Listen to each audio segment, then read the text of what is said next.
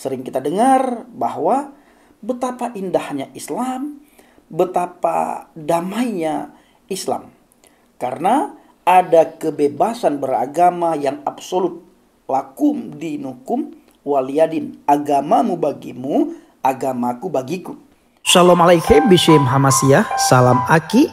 Aku kabarkan Injil keselamatan. Alkitab mengatakan baik atau tidak baik waktunya, Injil harus diberitakan supaya setiap orang yang mendengar dapat menjadi percaya.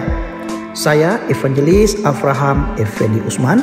Welcome to my channel Injil Kabar Baik Habakit. Haleluya, haleluya. Shalom alaikum bishim hamasiyah. Salam aki.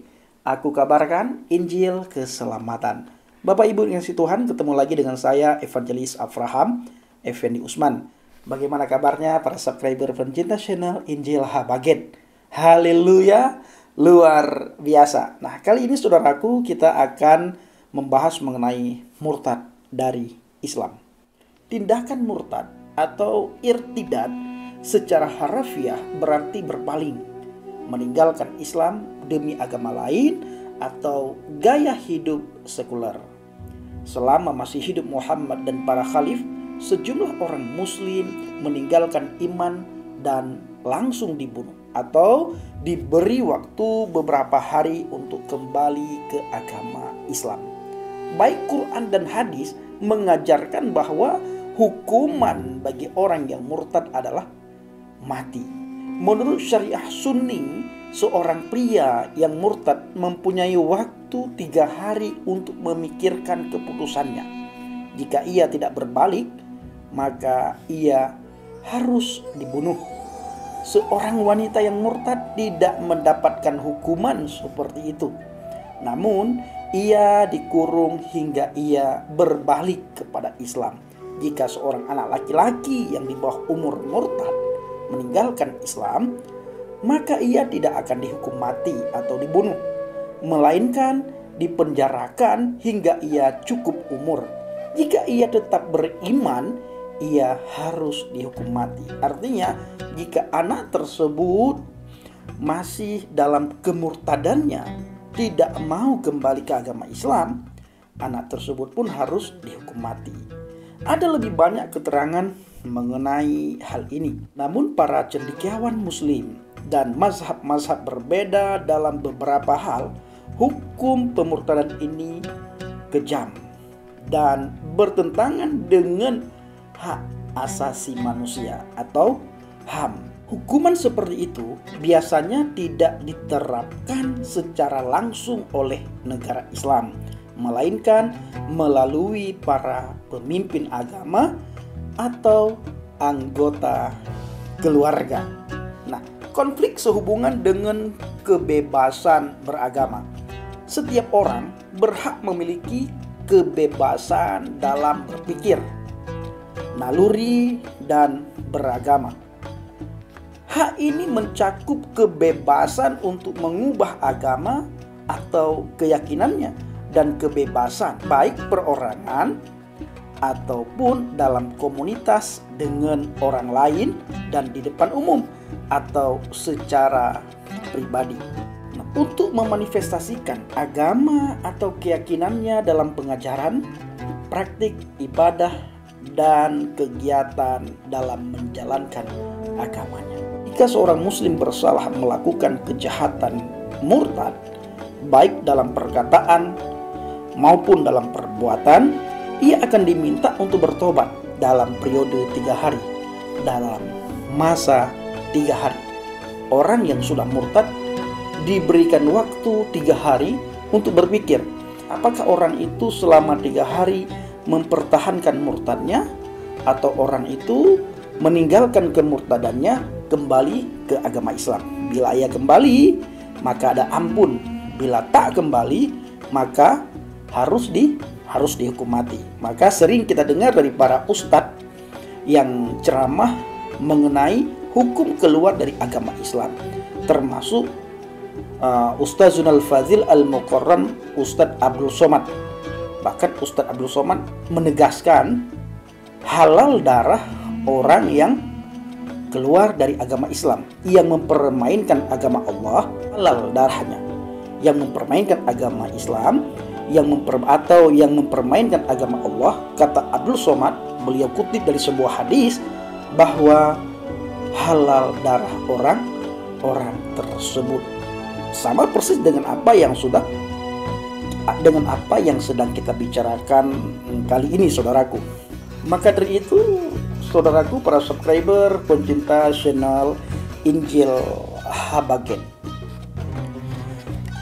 ada satu kisah nyata. Suatu saat ketika saya bertemu dengan seorang pemimpin agama di suatu tempat, lalu kami terlibat diskusi. Nah, orang tersebut menyebutkan betapa indahnya Islam.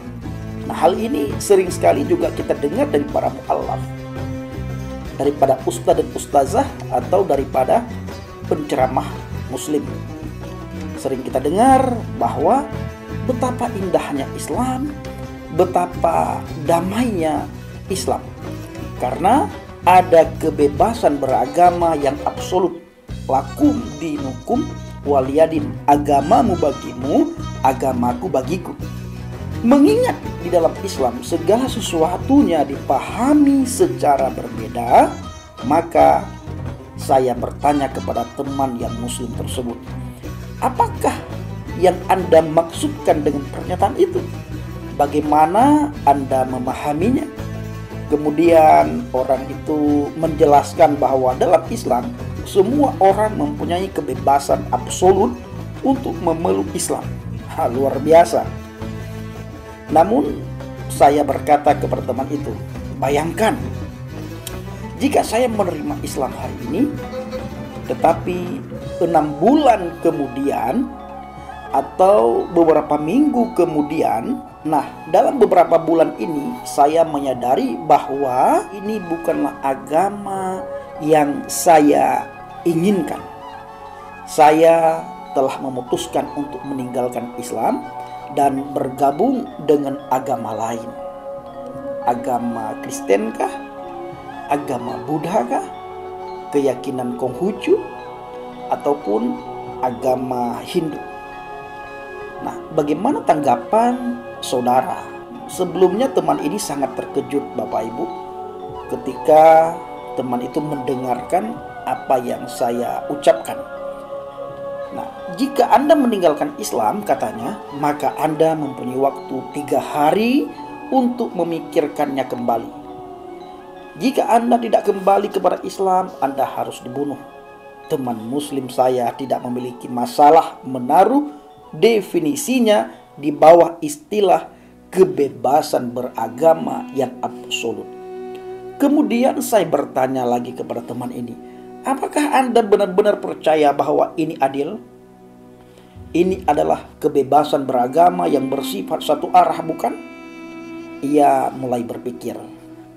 Nah, kisah ini, saudaraku, membuktikan dalam banyak kasus orang muslim memiliki konsep yang benar-benar berbeda mengenai terminologi religius. Oleh karena itu adalah bijak untuk mengklarifikasi dengan bertanya, apa yang Anda maksudkan dengan hal itu? Lebih baik menentang orang muslim dengan pertanyaan daripada terlibat dalam argumen. Istilah saya, Bapak Ibu, daripada kita terlibat dalam hal perdebatan dengan mereka. Lebih baik kita bertanya seperti yang baru saja saya katakan. Adalah baik jika orang muslim mulai menjelaskan iman mereka dan berusaha untuk menemukan jawaban itu akan membuat teman-teman kita itu berpikir. Nah, bayangkan saudaraku, di satu sisi mereka selalu berkata lakum dinukum waliyadin. Di satu sisi mereka juga sering kali berkata Islam itu damai, Islam itu indah. Tetapi di banyak sisi kita melihat di hadis maupun di dalam Al-Quran, orang yang meninggalkan Islam, apa kata hadis, dan orang yang meninggalkan Islam alias murtad, apa kata Al-Quran. Dan itu juga sering kita dengar dari para penceramah seperti Ustadz Abdul Somad. Bagaimana tanggapan teman-teman semuanya? Apakah masih bisa dikatakan rahmatan lil alamin? Apakah masih bisa dikatakan lakum dinukum waliyadin? Atau apakah masih bisa dikatakan kebebasan beragama di dalam Islam itu adalah absolut? Terima kasih, kiranya pencerahan ini bisa membuka pikiran kita, membuka wawasan bagi kita semuanya. Shalom alaikum bishim hamasiah. Salam Aki, aku kabarkan Injil keselamatan. Bapak Yahweh bishim Adonai Yesua Hamasiah Urwah Hakodes memberkati kita semua. Haleluya. Amin.